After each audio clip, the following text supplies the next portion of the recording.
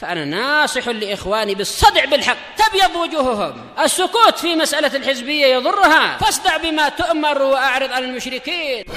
سلامي على دماج ورجالها والشيخ يحيى ودار العلم يا سعد بانيها.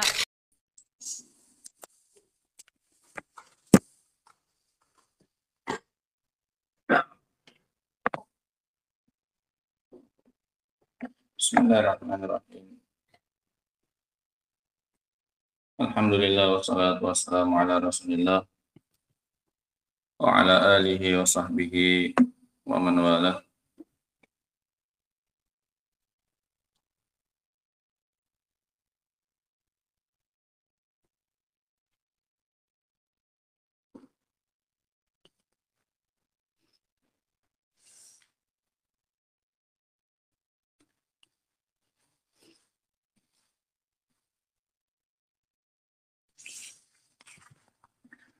Kita masuk pada ayat yang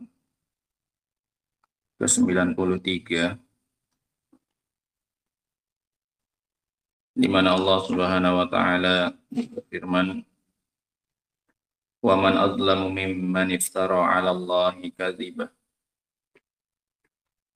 Dan tidak ada orang yang lebih zalim daripada orang yang mengadakan atas nama Allah kedustaan. Ini di dalamnya terdapat sindiran kepada orang-orang musyrikin yang Allah jelaskan pada ayat-ayat yang sebelumnya, yang menuduh bahwasanya Allah Subhanahu wa taala tidak ada menurunkan apa-apa kepada para rasul, yang menuduh bahwasanya Allah Subhanahu wa taala tidak pernah menurunkan kitab. Sebagaimana di ayat yang ke-91 kemarin, kata Allah Subhanahu wa taala tentang ucapan mereka, "Ma anzalallahu ala bashar min syai'." Allah tidak pernah menurunkan untuk manusia apapun, tidak wahyu, tidak yang lainnya. Padahal Allah ada tidak menurunkan? Ada. Sehingga mereka berdusta atas nama Allah Subhanahu wa taala. Allah ada menurunkan wahyu, Allah ada menurunkan kitab, mereka bilang Allah tidak pernah menurunkan apapun kepada manusia. Sehingga ini sindiran kepada mereka, menunjukkan dustanya ucapan mereka itu. Tidak ada orang yang lebih zalim daripada orang yang mengadakan kedustaan atas nama Allah Subhanahu wa taala. Allah ada menurunkan, dia bilang Allah tidak ada menurunkan. Ini maknanya. Au qala uhiya ilayya wa lam yuha ilai. Atau orang yang paling zalim juga, tidak ada orang yang lebih zalim daripada orang yang mengatakan uhiya ilayya, telah diwahyukan kepadaku, wa lam yuha ilai syai'un, padahal tidak pernah diwahyukan kepadanya sesuatu apapun. Ini pembelaan sekarang untuk Nabi sallallahu alaihi wasallam. Tidak ada orang yang lebih zalim daripada orang yang mengaku bahwasanya dia dapat wahyu dari Tuhannya padahal dia tidak pernah dapat wahyu.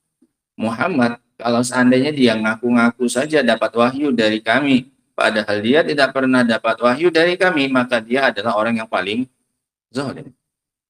Sehingga nggak mungkin Muhammad itu dusta. Nggak mungkin Muhammad itu ngaku-ngaku dapat wahyu padahal dia tidak pernah diberi wahyu. Karena itu akan menjadikan dia sebagai orang yang paling zalim.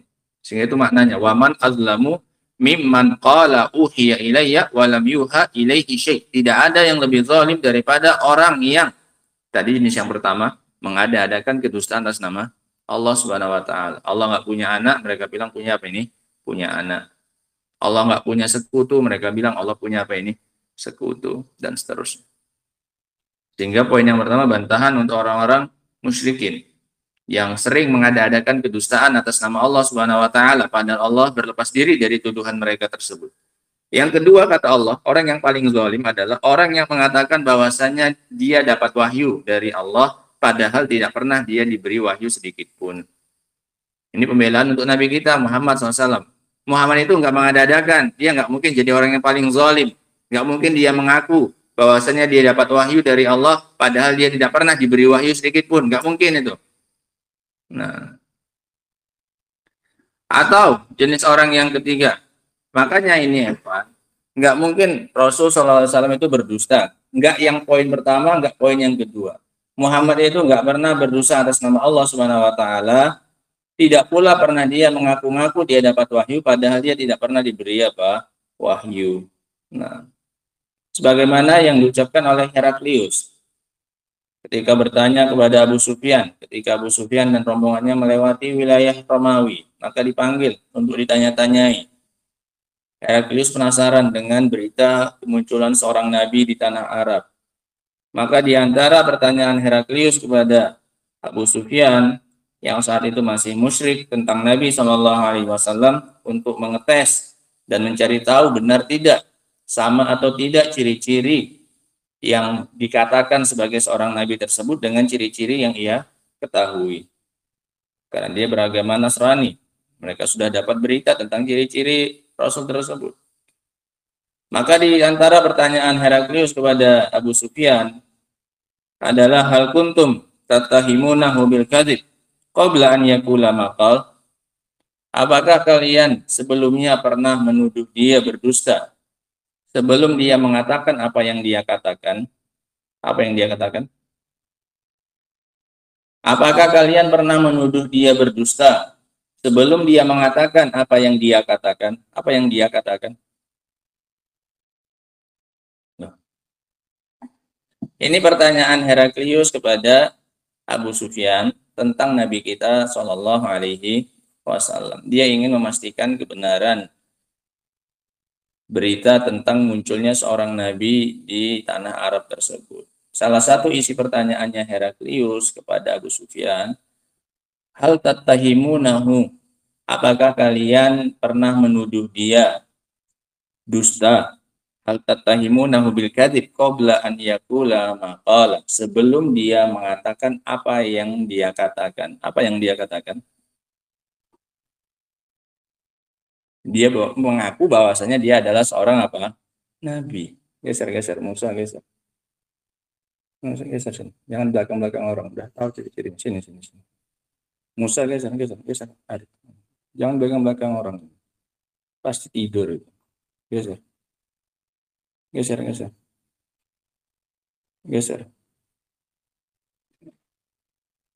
Paham ya? Sebelum dia ngaku menjadi apa ini? Nabi. Sebelum dia mengaku menjadi Rasul, apakah kalian pernah menuduhnya apa ini? Berdusta. Pernah tidak kalian dapati dia sebelumnya berdusta? Qala la, maka kata Abu Sufyan tidak. Nah, Abu Sufyan itu nggak mau menokok, nggak mau bohong. Sebenarnya yang sering kita sebutkan bahwasanya dusta itu akhlaknya budak kata dia. Kalau enggak akan dia sudutkan di sini Rasul. Dia bilang iya sering pun dia dari dulu apa ini berdusta. Untuk menjelek-jelekkan, untuk menjatuhkan nama siapa ini? Rasul Shallallahu Alaihi Wasallam. Tapi mau nggak mau dia harus jawab jujur karena dia malu nanti. Ini para sahabatnya juga di belakangnya siap untuk mendustakan dia. Sengaja ditaruh di belakang biar nggak tahu siapa yang bocorkan dia apa dusta. Karena bukan cuma dia sendiri yang dipanggil. Rombongannya ditaruh di mana? Di belakang, dibariskan di belakangnya. Kalau dia bohong kasih kode, kata Heraklius, cerdas Heraklius. Entah angkat tangan, apa dan pokoknya yang dibilang itu apa? Bohong. Heraklius nggak tahu siapa yang ngapain ini. Masih tahu. Nah, dia bilang nggak pernah. Selama ini nggak pernah kami menuduhnya berbohong. Maka kata Heraklius, cerdasnya Heraklius tapi nggak dapat taufik ya. Kata Heraklius, maka naliyada al-kadzib 'alan nas wa yakdzib 'ala Allah. Nggak mungkin dia itu meninggalkan berdusta terhadap manusia, kemudian tiba-tiba dia berdusta atas nama siapa? Allah Subhanahu wa taala. Lebih besar mana? Lebih besar berdusta atas nama Allah. Sedangkan manusia saja dia tinggalkan berdusta kepada siapa ini? Manusia. Mana mungkin sekarang ketika dia ngaku dia diutus oleh siapa ini? Allah, kemudian dia berani apa ini? Dusta. Kalau bahasa kasarnya sama manusia aja dia nggak berani apa? Dusta. Masa sekarang dia tiba-tiba dusta atas nama Allah? Dia bilang dia dapat wahyu, dia bilang dia diangkat jadi Rasul dan seterusnya. Logikanya masuk ya, Abu Heraklius. Iya kan? Nah, Selama ini kan kalian sendiri yang bilang, selama ini kalian nggak pernah sekalipun menuduhnya apa ini? Bohong, dusta. Berarti nggak mungkin dia nggak berani berdusta atas nama manusia. Tiba-tiba sekarang berdusta atas nama siapa? Allah pula. Yang jelas nggak apa ini? Nggak mungkin. Jelas dia ini sekarang dalam pengakuannya ini adalah jujur. Paham ucapan Heraklius sekarang? Cara pendalilannya. Nah, karena itu makanya dikatakan oleh Allah Subhanahu wa taala sekarang, tidak ada orang yang lebih zalim daripada orang yang mengaku dia diberi wahyu oleh Allah padahal dia tidak pernah diberi wahyu. Rasul nggak mungkin, sama manusia aja beliau nggak berani berdusta, nggak pernah berdusta, apalagi atas nama siapa ini? Allah Subhanahu wa taala. Kemudian kata Allah Subhanahu wa taala, orang yang ketiga yang juga termasuk orang yang paling zalim.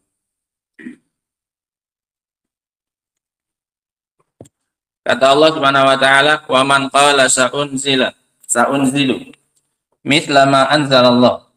Orang yang paling zalim adalah orang yang mengatakan, "Aku akan menurunkan seperti apa yang Allah turunkan." Artinya dia akan mampu membuat seperti yang diturunkan oleh Allah Subhanahu wa taala, yaitu berupa Al-Qur'an. Kalau kayak gitu aja gampang, yang kami pun pandai buatnya. Al-Qur'an mereka anggap sebagai syair. Muhammad mereka tuduh sebagai penyair. Kalau buat kayak gitu pun kami pun pandai. Karena apalagi ujungnya pun mirip-mirip, ya kan? Akhir-akhirannya mirip-mirip seperti sajak dalam bait-bait syair. Nah, kalau gitu pun kami pun pandai. Sebagaimana yang kata Allah SWT tentang mereka dalam surat Al-Anfal.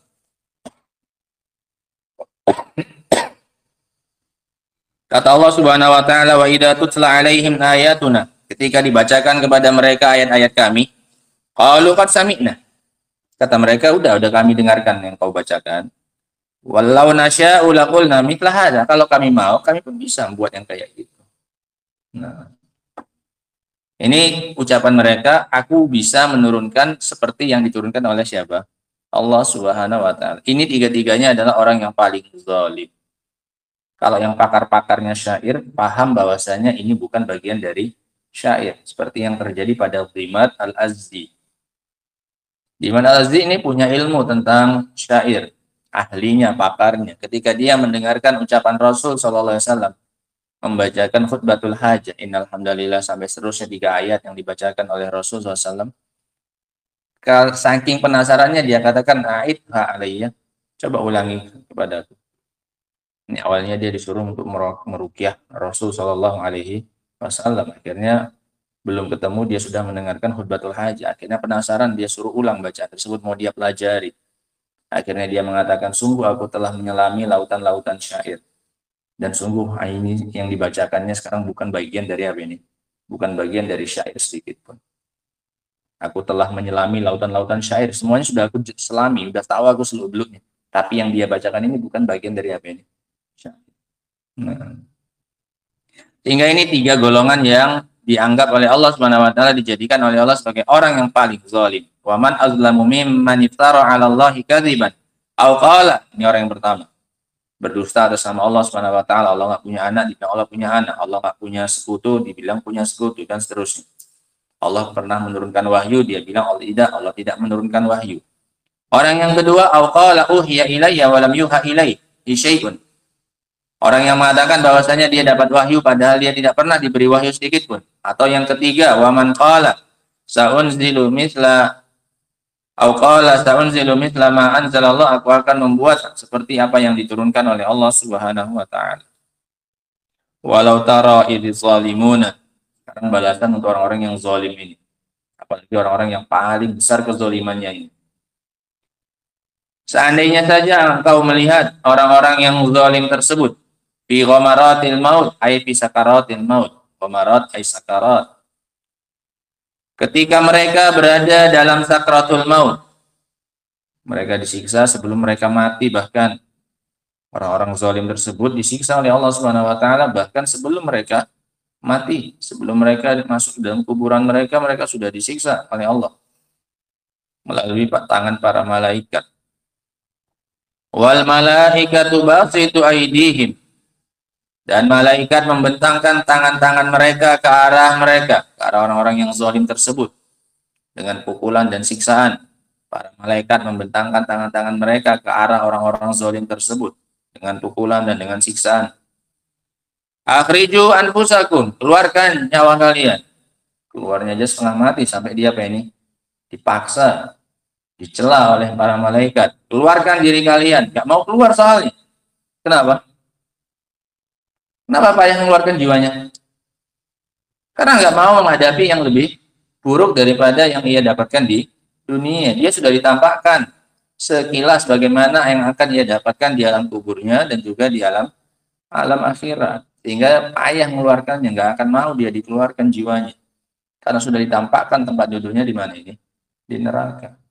Makanya mengeluarkannya susah. Akhriju anfusakum, keluarkan jiwa kalian, jangan ditahan-tahan. Paksa oleh para malaikat, mengeluarkannya itu dipaksa. Akhriju anfusakum, keluarkan nyawa-nyawa kalian. Al-yawma tujzauna adzabal hun, pada hari ini. Kapan ini? Pada hari dicabutnya nyawa mereka. Ini belum mati. Al-yawma, pada hari ini, pada hari malaikat datang untuk mencabut nyawa mereka. Al-yawma tujzauna, kalian akan dibalas. Hari ini kalian dibalas. Adzabal hun, dengan azab yang menghinakan. Bima kuntum taquluna 'alallahi ghairal haq, dengan sebab apa yang telah kalian ucapkan atas nama Allah tanpa hak. Wa kuntum an ayatihi tastakbirun, dan dulu dengan sebab yang dulu kalian sombongkan dari ayat-ayat Allah Subhanahu wa taala. Dengan sebab kalian sombong, dengan sebab kalian mendustakan ayat-ayat Allah, dengan sebab apa yang kalian katakan atas nama Allah tanpa hak, maka hari ini rasakan azabal hun, azab yang menghinakan, merendahkan kalian. Walaqad ji'tumuna furada, dan sungguh kalian telah mendatangi kami sendiri-sendiri, masing-masing bawa amalannya sendiri-sendiri, nggak ada lagi hubungan nasab, nggak ada lagi hubungan suami istri, nggak ada lagi hubungan ayah anak, dan seterusnya hilang. Masing-masing mendatangi Allah Subhanahu wa taala dengan furada. Walaqad ji'tumuna furada kama khalaqnakum awwala marrah, sebagaimana dulu kami menciptakan kalian pertama kali. Datangnya sendiri atau bareng-bareng? Sendiri-sendiri. Keluar dari perut ibu kita sendiri-sendiri. Nanti datang menghadap Allah pun juga sendiri-sendiri lagi. Kama khalaqnakum awwala marrah wa taraktum ma khawwalnakum wara'a zuhurihim, dan kalian tinggalkan apa yang telah kami kuasakan kepada kalian di belakang punggung kalian. Semua yang kami berikan kepada kalian, kalian tinggalkan di mana ini? Di belakang. Enggak bawa apa-apa menghadap Allah Subhanahu wa taala. Benar-benar sendirian datang dengan amalannya saja. Semua yang dikasihkan ke kita ditinggal di mana ini?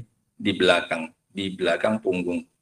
Kalian tinggalkan apa yang kami kuasakan atas kalian di belakang punggung-punggung kalian. Wa ma nara ma'akum syufa'akumul ladzina za'amtum, dan kami tidak melihat bersama dengan kalian ada para pemberi syafaat kalian yang dulu kalian kira di dunia akan bisa ngasih manfaat kalian. Mereka kan dulu beribadah kepada selain Allah, mengharapkan mereka ini jadi apa ini? Pemberi syafaat. Sama Allah dipermalukan. Mana yang dulu katanya mau ngasih syafaat untuk kalian? Mana yang dulu kalian ibadahi, harapannya bisa menolong kalian sekarang? Kok nggak aku lihat sekarang? Dilecehkan oleh Allah Subhanahu wa taala. Wa ma nara ma'akum syufa'akum. Kami sekarang hari ini nggak ngelihat para pemberi apa ini? Syafaat kalian itu. Yang dulu kalian ibadahi ketika di dunia, mana yang penolong kalian itu mana? La ilaha illallah.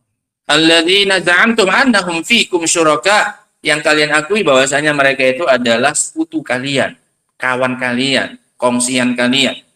Laqad taqatta'a bainakum, sungguh telah terputus hubungan di antara kalian.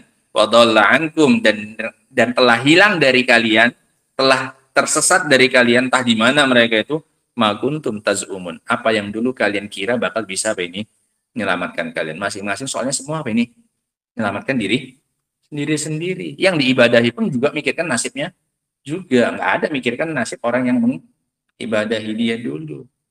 Karena mau dia sendiri pun belum tentu apa? Dia sendiri belum tentu selamat. Boro-boro mau menyelamatkan siapa? Orang-orang yang beribadah kepada dirinya. Mending aku menyelamatkan diri sendiri. Nah, ini nasib orang-orang yang beribadah kepada selain Allah Subhanahu wa taala di dunia. Diharapkannya malah enggak ada. Karena memang sudah dijadikan gantungan. Nanti kami itu mengibadahnya agar mereka sebagai pemberi apa ini? Ma na'buduhum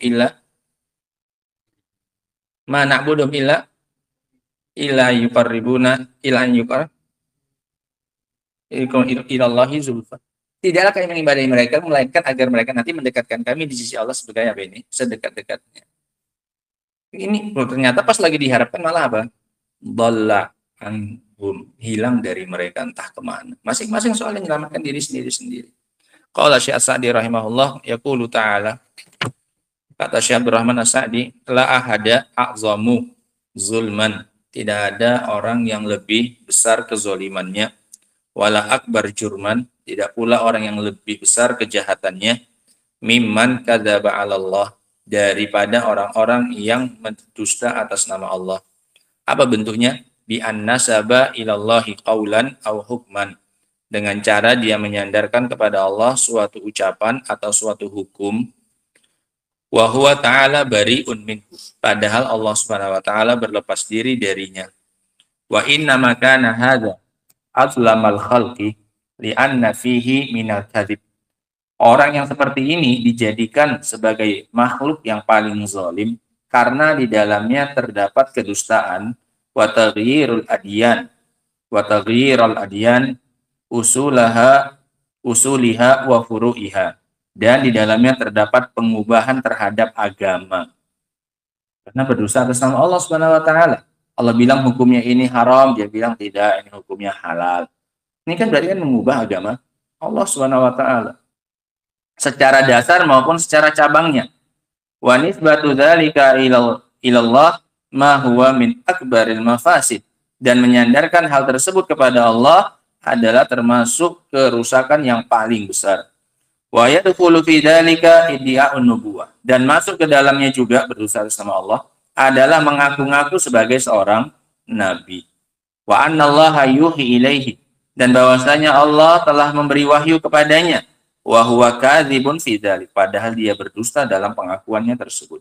Fa innahu ma'a kadzibihi 'ala Allah wa jur'atihi 'ala 'azamatihi wa sultanihi yujibu 'alal khalqi an yattabi'uhu. Dikarenakan dia selain kedustaannya atas nama Allah dan kelancangannya atas keagungan dan kekuasaan Allah, maka ini mengharuskan manusia untuk mengikuti dia.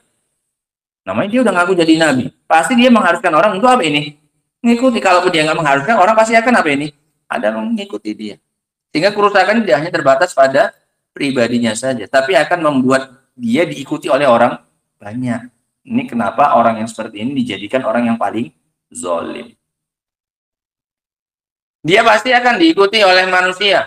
Wa yujahidahum ala dzalika wa yastahilla dima'a man khalafahu amwalahum, dan dia pasti akan berjihad melawan manusia yang nggak mau mengikuti dia. Dia pasti akan menghalalkan darah orang-orang yang menyelisihi dia dan hartanya. Karena dia merasa di atas apa ini? Kebenaran. Dia jadi seorang apa ini? Nabi yang nggak mau berarti halal apanya? Darahnya. Nah, ini kerusakannya kemana-mana jadinya. Awalnya dari mana pangkalnya? Dia ngaku bahwasanya dia dapat apa ini? Wahyu. Akhirnya tertumpahkan darah, harta-harta manusia pun apa ini? Halal jadi. Nah. Wa yadkhulu fi hadhil ayat kullu man idda'an nubuwah, dan masuk ke dalam ayat ini semua orang yang mengaku menjadi nabi, ka Musailimah al-Kadzdzab, seperti Musailimah al-Kadzdzab, wal Aswad al-Anasi, dan juga seperti Aswad al-Anasi di Yaman, wal Mukhtar bin Ubaid, wa ghairihim, dan yang selain mereka, mimman ittasafa bihadzal wasfi, dari orang-orang yang punya sifat yang sama sampai zaman sekarang hukumnya sama. Setiap orang yang mengaku bahwasanya dia dapat apa ini? Wahyu dari Allah, padahal tidak pernah diberi wahyu sedikit pun. Wa man qala sa'unzilu mithla ma anzalallah, dan orang yang ketiga yang juga paling zalim, orang yang mengatakan aku akan menurunkan seperti yang diturunkan oleh Allah. Ai wa man azlamu, tidak ada orang yang lebih zalim, mimman za'ama annahu yaqdiru ala ma yaqdirullahu alaihi. Tidak ada orang yang lebih zalim daripada orang yang mengaku bahwasanya dia mampu melakukan apa yang dimampui oleh siapa ini? Allah Subhanahu wa taala. Ngaku bisa ngimbangi kemampuannya Allah Subhanahu wa taala. Ini luar biasa kezalimannya. Wa yujarillah fi ahkami, dan mengimbangi Allah Subhanahu wa taala dari sisi hukumnya. Wa yusri'u wa yasra'u minas syara'i, dan dia mampu membuat syariat-syariat. kama yasra'uhu Allah, sebagaimana Allah membuat syariat. Wa yadkhulu fi hadza kullu man yaz'umu annahu yaqdiru ala mu'aradatil Qur'an. Masuk ke dalamnya setiap orang yang mengaku bahwasanya dia punya kemampuan untuk menandingi Al-Qur'an. Wa annahu fi imkanihi an ya'tiya bimithlihi, dan bahwasanya memungkinkan bagi dia untuk mendatangkan yang semisal dengan Al-Qur'an. Wa ayu zulmin a'zamu min da'wal faqir al-ajiz bizzatin naqis min kulli wajhin musyarakatal qawi al-ghani alladhi lahul kamal al-mutlaq min jami'il wujuh fi dzatihi wa asma'i wa sifatihi. Kezaliman mana coba sekarang? Coba sama-sama mikir. Kezaliman mana yang lebih besar daripada pengakuan seorang hamba yang fakir, yang serba tidak mampu, dengan zatnya yang serba kurang dari segala sisinya, ngaku menyamai zat yang maha kuat, yang maha kaya, yang punya kesempurnaan yang mutlak dari segala sisi, baik dalam zatnya, namanya, maupun apanya, sifatnya. Ini kan zalim. Dia di ujung bawah bumi, dia mau menyamakan dirinya dengan yang paling atas. Dia yang maha fakir mau menyamakan dirinya yang orang zat yang maha kaya. Dia yang ajiz, yang serba nggak mampu, mau ini nggak mampu, mau itu nggak mampu, ingin menyamakan dirinya dengan zat Al-Qadir, zat yang maha mampu. Ini kan namanya zalim. Meletakkan dirinya tidak pada apanya? Posisinya mau dia sejajarkan dengan siapa ini? Zat yang maha sempurna. Sementara dirinya serba punya kekurangan. Nggak pada zatnya, nggak pada sifatnya. Sekarang paham ya? Kenapa dia dianggap sebagai orang yang paling zalim? Dia dengan segala kekurangannya ingin menyamakan dirinya, mengimbangkan dirinya dengan zat yang maha sempurna. Ini padahal dia paling rendah. Dia angkat dirinya mau dia samakan dengan Allah Subhanahu wa taala. Takunzilu misla ma anzalallah. Aku mampu menurunkan seperti yang diturunkan oleh siapa ini? Allah. La ilaha illallah. Wala madzamaz zalimin. Ketika Allah mencela orang-orang yang zalim tadi, zakara ma'adalahum minal uqubah. Maka setelahnya Allah sebutkan apa yang telah Allah sediakan untuk mereka berupa hukuman. Fi halil ihtidar, ketika dalam keadaan sakratul maut, ketika akan dicabut nyawanya, ihtidar. Wa yaumal qiyamah, dan juga pada hari kiamat. Faqala, kata Allah Subhanahu wa taala, walau tara idz zalimuna fi ghamaratil maut, seandainya engkau melihat mereka orang-orang zalim tersebut dalam sakratul maut. Lihat bagaimana sulitnya mereka ketika menghadapi sakratul maut. Aijadaidihi wa ahwalihi al-fadhi'ah, dan kesulitan-kesulitannya yang besar, wa qurabihi asyani'ah, sama, dan kesempitan-kesempitannya, la ra'aita amran ha'ilan, niscaya kau pasti akan melihat perkara yang besar, wa halatan la yaqdirul wasifu an yasifah, dan engkau akan melihat keadaan yang tidak mampu digambarkan oleh orang yang melihat. Gak terungkapkan dengan kata-kata lagi. Melihat bagaimana sulitnya orang-orang zalim tersebut menghadapi sakratul maut.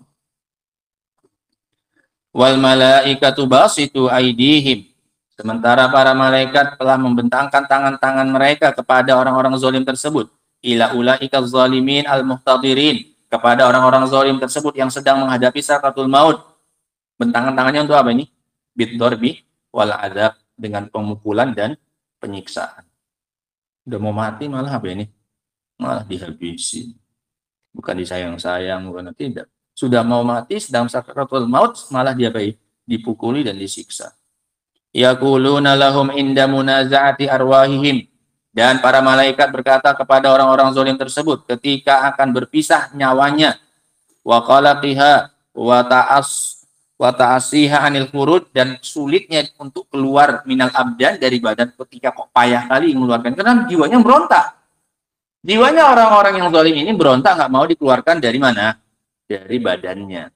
Maka dikatakan, diteriaki oleh para malaikat, akhriju anfusakum, keluarkan badan kalian ini, jiwa kalian ini, nyawa kalian ini. Al-yauma tujzauna adzabal hun, udah dikasih tahu kisi-kisinya apa yang akan dia dapatkan. Pada hari ini kalian akan diazab dengan azab yang menghinakan. Ayal azab syadid alladzi yuhinukum wa yuzillukum, azab yang pedih yang akan menghinakan dan merendahkan kalian. Wal jazaa'u min jinsil amal, dan yang namanya balasan sesuai dengan bentuk amalan. Fa inna hadzal adzab bima kuntum taquluna 'ala Allahi ghairal haq. Azab ini adalah sebagai bentuk hukuman dari apa yang dulu kalian katakan atas Allah tanpa hak, min kadzibikum alaihi, dari kedudukan kalian atas dia, wa raddikum lil haqqi alladzi ja'at bihi rusul, dan pendustaan kalian terhadap apa yang dibawa oleh para rasul. Wa kuntum an ayati tastakbirun, dan dulu kalian sombong dari ayat-ayat Allah. Ai tarfa'u anil inqiyad, kalian merasa tinggi untuk mau tunduk laha kepada ayat-ayat tersebut, wal istislam li ahkamiha, dan untuk pasrah dan menerima hukum-hukumnya. Wa fi hadza dalilun ala adzabil barzakhi wa na'im. Di dalam ayat ini terdapat dalil atas penetapan azab barzakh dan nikmat apa ini? Barzakh, nikmat kubur. Fa inna hadzal khitab wal adab al muwajjah ilaihim innama huwa indal ihtidar wa qubailil maut wa ba'da. Dikarenakan pembicaraan ini antara malaikat dengan orang apa ini? Zalim tadi. Ini terjadi, yang diarahkan kepada mereka ini terjadi ketika sakratul maut dan sesaat sebelum kematian dan setelah kematian. Karena malaikat bilang apa? Hari ini hari ketika dicabut, habis dicabut masuk ke alam mana dia? Alam barzakh. Hari ini kalian akan disiksa dengan azab yang menghinakan. Ketika dicabut, dan kemudian setelah dicabut langsung masuk ke mana? Ini kan masih hari ini. Hari ini kan hari pencabutan dan juga langsung dia masuk ke alam apa ini? Barzakh. Al-yauma tujzaun, hari ini kalian akan dibalas. Baik ketika dicabut nyawanya, kemudian setelah dicabut langsung pindah ke mana dia? Alam apa? Alam barzakh. Alam kubur. Barzakh artinya pemisah. Ini alam dunia dengan alam akhirat, namanya apa? Barzakh, artinya pemisah. Wa fihi dalilun ala anna ruh jismun yadkhul. Di dalamnya juga terdapat faedah bahwasanya ruh itu berupa jism, ada wujudnya, yang bisa masuk, bisa apa? Keluar. Makanya malaikat nyuruh apa ini? Akhriju anfusakum, keluarkan. Berarti bisa masuk, bisa dikeluarkan. Nah, bukan suatu simbol, bukan suatu segala macamnya, bukan. Nah, bahwasanya ruh itu sesuatu yang bersifat jism, ada wujudnya, ada jismnya, ada fisiknya. Nah, makanya bisa dikeluar, bisa apa ini? Masuk, ada wujudnya. Nah, yadkhul wa yakhruj wa yukhatab, bahkan bisa diajak apa ini? Bicara. Nah, wa yusakinul jasad, dan bisa mendiami apa ini? Jasad. Wa yufariquhu, dan bisa memisahkan diri dari apa? Jasad. Berarti dia itu sesuatu yang ada wujudnya, walaupun tidak terlihat oleh apa ini? Mata. Makanya kata Rasulullah SAW, innal basar innar ruh yattabi'uhul basar idza qubid, bahwasanya mata itu akan mengikuti ruh ketika dia apa ini? Dicabut. Makanya seringnya matanya orang yang meninggal itu melihat ke arah apa ini? Atas, karena dicabut dari arah apa ini? Atas. Matanya mengikuti arah keluarnya apanya? Ruhnya. Berarti kan ruhnya kan bisa diikuti oleh mata, berarti kan ada tidak? Ada ruhnya. Makanya diikuti oleh pandangan apa ini? Mata. Karena adalah, makanya diikuti oleh pandangan mata. Nah, wallahu ta'ala alam bisawab. Ada beberapa faedahnya yang bisa kita ambil ya, kan singkat saja. Di antara faedah yang bisa kita ambil dari ayat yang ke-93 ini, kita ambil beberapa yang penting saja ya, kan. Penjelasan tentang 3 golongan orang-orang yang paling zalim. Penjelasan tentang 3 golongan manusia yang paling zalim. Semuanya sama ini. Waman azlam. Tidak ada orang yang lebih zalim daripada orang yang begini, yang begini, yang begini. Yang pertama, mimman iftara 'alallahi kadziban. Orang yang mengadakan atas nama Allah kedustaan. Ini sebenarnya masuk ke dalamnya yang kedua, sama, cuman bentuknya lebih spesifik. Bentuk dustanya adalah dengan apa ini? Wa qala uhiya ilayya wa lam yuha ilaihi syai'. Dia mengaku diberi wahyu padahal tidak diberi wahyu. Dan yang ketiga, orang yang mengaku saunzilu ma mislama anzalallah. Dia mengaku punya kemampuan sama seperti kemampuan Allah Subhanahu wa taala. Ini 3 golongan yang paling zalim kata Allah Subhanahu wa taala. Faedah yang berikutnya,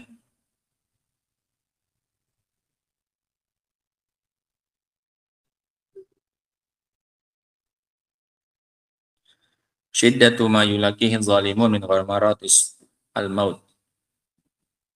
Beratnya apa yang akan dihadapi oleh orang-orang zalim ketika sakratul maut. Beratnya apa yang akan dihadapi oleh orang-orang zalim ketika menghadapi sakratul maut.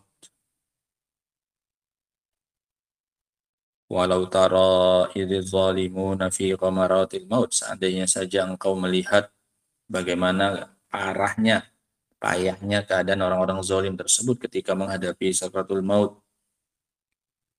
Niscaya kau akan melihat perkara yang tidak bisa diungkapkan dengan kata-kata. Saking apanya ini? Saking besarnya urusan mereka ketika sakratul maut. Nasallallahu salamata wal afiyah. Faedah yang berikutnya, darbul malaika lizzalimin indal maut lintizai arwahihim. Pemukulan malaikat kepada orang-orang yang zalim ketika hendak mati dalam rangka untuk mencabut nyawanya.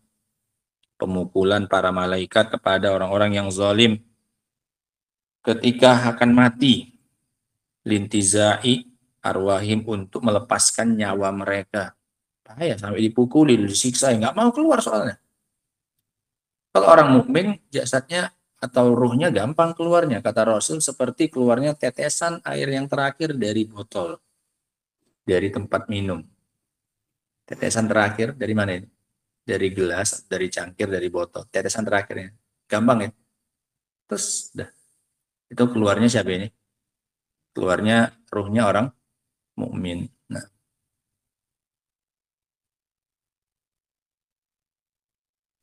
Faedah yang berikutnya,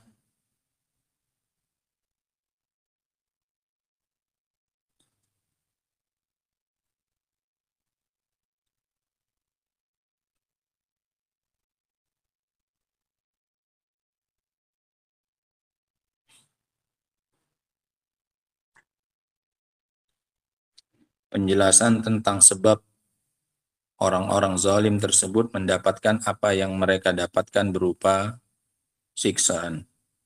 Penjelasan tentang sebab yang membuat orang-orang zalim tersebut mendapatkan apa yang mereka dapatkan berupa siksaan. Sebabnya apa kata Allah Subhanahu wa taala di akhirnya? Sebabnya apa? Bima kuntum taquluna 'alallahi ghairal haq, karena ucapan mereka atas nama Allah tanpa hak. Ini alasan yang pertama. Sering nuduh Allah dengan tuduhan yang enggak benar. Sering menisbahkan, menyandarkan kepada Allah sesuatu yang Allah berlepas diri darinya. Allah enggak punya anak, dibilang punya anak. Nah, Allah enggak punya istri, dibilang punya istri. Allah enggak punya sekutu, dibilang punya sekutu. Dan Allah menurunkan wahyu, dibilang Allah enggak pernah menurunkan wahyu, dan seterusnya. Dan yang kedua adalah alasannya, wa kuntum an ayatihi tastakbirun. Kalian dulu sombong dari menerima apa ini? Ayat-ayat Allah Subhanahu wa taala. Wallahu taala alam bissawab. Adapun ayat yang ke-95, ini insyaallah taala akan kita baca pada pertemuan berikutnya. 94 nih. Berarti baru satu ayat nih. Hah? Satu lah. Yang dibaca tafsirnya baru satu. Satu. Yang dibaca di awal ya 2 ayat, tapi yang tafsirnya baru satu. Nah, ini baru ayat 93 berarti. Insyaallah tafsir ayat yang 94 insyaallah pada pertemuan berikutnya. Wallahu taala a'lam bissawab. Subhanakallahumma bihamdika asyhadu an la ilaha illa anta astaghfiruka wa atubu ilaik. Walhamdulillahirabbil alamin.